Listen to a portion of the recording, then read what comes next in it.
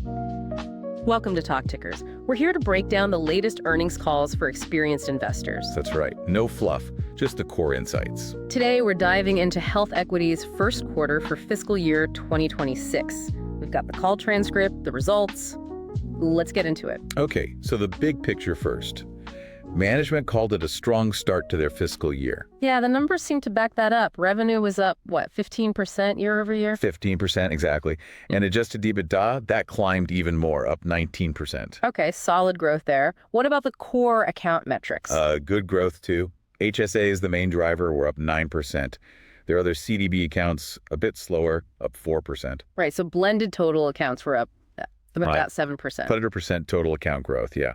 And maybe most importantly for their model, total HSA assets under administration saw a nice 15% lift. 15% asset growth. Okay, so yeah, the headlines definitely sound positive. Management sounded pretty confident on the call. They did. They pointed to good execution. And when you dig a bit deeper into the operations, you can see why. All right, let's do that. Where do they end Q1 in terms of total accounts? Over 17 million total accounts now.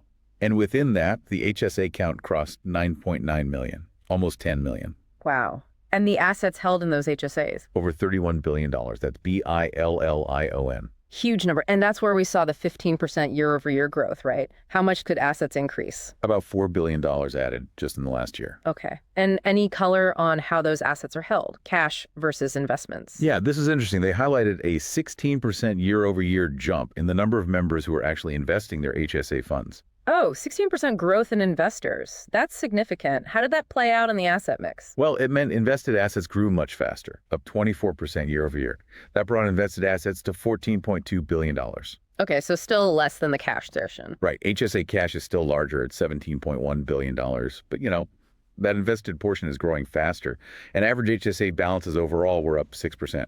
So more people investing, balances growing. That seems like a good trend for them long term, shifting towards those potentially stickier invested assets. Absolutely. Now, one area that was maybe a bit softer was new HSA sales in Q1. Okay, what were the numbers there? They added 150,000 new HSAs, which is down from a record 194,000 in Q1 last year. Down from a record, okay. But how does it compare historically? It's actually up from the 134,000 they added in Q1 2 years ago, fiscal 24.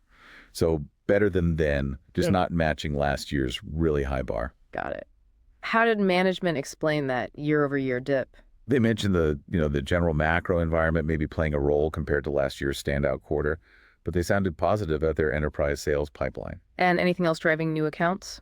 Yeah, they noted increased adoption in the small and medium business segment, the SMB market. That seems to be picking up steam. Makes sense. And in times like these, focusing on the existing client base is probably key too. Definitely. They talked a lot about that working with current employers to optimize plan design, boost employee engagement, basically helping employers manage their healthcare costs. Positioning themselves as partners. Exactly. And they did throw in that they continue to gain market share, now serving, they said, nearly a quarter of all HSAs in the U.S. Wow, almost 25% market share. Okay. Let's pivot a bit. Tech, security, and the big one, fraud. What's the update there? This was a major focus on the call, as you'd expect. They're seeing real impact from their investments, especially in AI. How so? Their AI-driven expedited claims process is now used by over 7,000 clients, handling millions in reimbursements. They claim it's boosting member satisfaction and lowering their own processing costs. Lowering costs, right. That's key. Yeah. And they're using AI in chat and agent support too. Better accuracy, faster service, fewer calls needed. That's the goal. And on the member-facing tech, anything new besides claims? They mentioned the stacked chip card they rolled out last year, and they're building out digital wallet features. They already link with things like Apple Pay. Trying to drive more card usage, more interchange revenue. That seems to be the idea. Yeah. They also launched custom brokerage investing right in the mobile app this quarter, making it easier for those growing investor numbers. Okay, interesting. Now, the crucial part, the fraud situation. What were the direct costs this quarter? Big news here. Direct fraud service costs dropped significantly. They came in around $3 million for Q1. $3 million? Wait, wasn't it something like $11 million in Q4? $11 million in Q4, exactly. So yes, a massive improvement quarter over quarter. That is a huge drop. What's their target run rate for fraud costs? They're aiming for 1 basis point of total HSA assets per year. And they said they expect to be exiting this current quarter, Q2, trending towards that level. So they see the improvements continuing. Yeah, they pointed to sequential monthly reductions already happening. It sounds like the security enhancements are really starting to bite. What kind of enhancements specifically? They talked about significant investments in advanced detection and prevention tech. But a big piece is pushing users towards their secure mobile app for authentication. Pushing users how? They made a pretty strong statement. By the end of this calendar year, active users will be required to authenticate via the mobile app to access the platform. Okay, that's a clear line in the sand. Forcing the issue on secure channels. Did investors push back on, client reactions to all this, especially enterprise clients after last year? They did ask. Management stressed that client retention rates are actually higher than previous years, still in the high 90s. They said they've been upfront with clients about the security steps, and the feedback's been generally positive. Okay. That's reassuring, if true. Any word on getting back some of the past fraud losses through insurance? No update on that front. And importantly, they said no potential recovery is baked into their guidance. So any insurance payout would be pure upside to the numbers they've given. Correct. All right. Let's shift gears again. There was a lot of talk about potential legislative changes impacting HSAs. What's the story there? Yeah, this is potentially a really big deal. As management pointed out, there haven't been major changes to HSA rules since, 2006? Wow. Nearly 2 decades. So what's being proposed now? There's a budget bill that passed the House, which includes several HSA expansion provisions. Management and the industry seem pretty excited about them. Okay, give us the highlights. What are the key proposed changes? One big one, allowing working seniors who are on Medicare Part A to keep contributing to an employer-sponsored HSA. That's currently not allowed, right? How big is that group? Management estimates it's about 20% of the current workforce, and it's the fastest growing segment. They mentioned over 20 million people becoming Medicare eligible in the next 5 years. So, yeah, potentially significant. Okay, opening it up to working seniors. What else? Expanding HSA eligibility for people buying insurance on the exchanges, specifically allowing it with bronze and catastrophic plans. Making HSAs compatible with more plan types. Exactly. Also, letting people use HSA funds with employer on-site clinics or direct primary care arrangements without losing their HSA eligibility. Interesting. That could tie into employer wellness strategies. And speaking of wellness, another proposal is allowing HSA funds to be used for gym memberships and fitness programs. Broadening the definition of qualified medical expenses. Kind of, yeah. They also talked about allowing rollovers of unused money from flexible spending accounts, FSAs, or HRAs into an HSA. That could unlock a lot of trapped dollars for people. Could do. And a smaller fix, but helpful, allowing both spouses over 55 to make catch-up contributions into the same HSA. Okay, makes sense. Was there anything about contribution limits changing? Yes, and this is probably the most dramatic one. The proposal includes doubling the maximum annual contribution limits for individuals earning under $75,000 and families under $150,000. Doubling the limits. For that income bracket, wow. Does that cover a lot of their current members? Management thinks so. They cited the median U.S. household income is around $72,000, so they believe a large portion of their base would qualify for these potentially much higher limits. That could really accelerate asset growth if people contribute more. Absolutely. They also think employers might use variable funding to help lower-income employees reach those higher limits. So, taking all these proposals together, what's the potential impact? The industry view, which management echoed, is that these changes could give HSA access to potentially 20 million more American families. 20 million families? That's huge. It would be the biggest expansion of the HSA market in 20 years, according to them. Okay. And operationally, what does this mean for HealthEquity and employers? Potentially makes it much easier for employers to offer HSAs, maybe even push towards full replacement high deductible plans paired with HSAs. It opens doors for innovation, like integrating HSAs better with those on-site clinics or direct primary care models. Now, how likely is this to actually happen? It passed the House, but what about the Senate? Management sounded optimistic, pointing to general bipartisan support for tax-advantaged health accounts. They plan to advocate for these provisions as the bill goes through the Senate and any reconciliation process. So, not a sure thing, but definitely a major potential catalyst to watch. For sure. A very significant potential tailwind. Okay, let's circle back to the financials for Q1 and the guidance. You mentioned the 15% revenue growth. What drove that specifically? Well, service revenue was only up about 1%. The real action was in custodial revenue that surged 29% and interchange revenue, which grew 14%. 29% growth in custodial. What fueled that big jump? Mostly the yield they earned on HSA cash. It hit 3.50% annualized in Q1. That was driven by getting better rates when cash matured and reinvested, and also having more accounts in their enhanced rate programs. Got it. Higher interest rates helping them out there. How did that flow through to profit margins? Gross profit margin expanded nicely, hitting 68% of revenue, up from 65% last year. And management explicitly linked the improvement in service costs to that big drop in fraud expenses we talked about. Right, the fraud fix directly boosting margin. Yeah, and they expect that benefit to continue or even improve as those costs normalize further in the second half of the fiscal year. So the bottom line numbers, GAAP and non-GAAP. GAAP net income was $53.9 million. That's 61 cents per share. On a non-GAAP basis, adjusting for things like stock comp and amortization, it was $85.8 million, or 97 cents per share. And an adjusted EBITDA. Came in strong at $140.2 million, up 19% year over year. That pushed the adjusted EBITDA margin up to 42% from 41% last year. Okay, and balance sheet health, cash flow. Looked solid. Ended Q1 with $288 million in cash. Yeah. Generated $65 million in operating cash flow during the quarter. Net debt was around $1.1 billion. Capital return, buybacks. Yep. They bought back $60 million worth of shares in Q1. Yep. They still have $118 million left on their current authorization. And they mentioned having capacity for potential M&A if opportunities arise. Now, you mentioned the yield on HSA cash. They have a lot of cash maturing, right? How are they managing the interest rate risk there? Good question. They have $1.7 billion maturing this fiscal year and another $4 billion next year.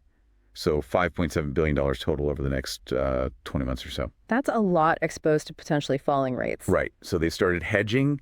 They used forward treasury contracts in Q2 to lock in rates on $500 million of those maturities. They got about a 4% net yield over a 5-year duration. Locking in rates above what they consider neutral? Exactly. They called it a de-risking strategy and said they anticipate doing more of this to reduce volatility from interest rate moves.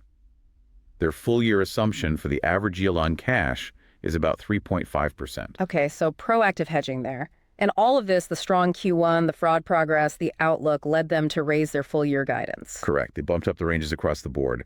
Revenue guidance is now $1.285 billion to $1.305 billion for the full fiscal year 2026. And earnings. GAAP net income guidance is now $173 million to $188 million, or $1.96 to $2.13 per share. Non-GAAP net income guidance is $320 million to $335 million, translating to $3.61 to $3.78 per share. And adjusted EBITDA. Raised to $530 million to $550 million for the year. What are the main assumptions baked into that raise? Basically, carrying forward the current performance trends, continued tech and security spending, assuming rates stay relatively stable around the forward curve, factoring in the share buybacks, and maybe paying down some debt. Got it. Did they touch on their other products, the CDBs? Briefly. So they saw sequential growth, mainly from RA and HRA products, and some recovery in FSA. Commuter benefits are growing slower than in past years. They usually sell these bundled with the HSAs anyway. And any quick mention of newer initiatives gaining traction? Yeah, they highlighted Analyzer, and that's their tool for employers to model plan designs. Also Navigator, a transparency tool for members, and something called HPA, which aims to lower the barrier for employees to choose HSAs working through employer partnerships. So they're seeing positive uptake. Okay, so let's try to synthesize this for an investor listening in. Key takeaways seem to be really strong Q1 execution, especially on revenue and EBITDA growth. Definitely. And that growth is driven by solid increases in both accounts and particularly assets under administration.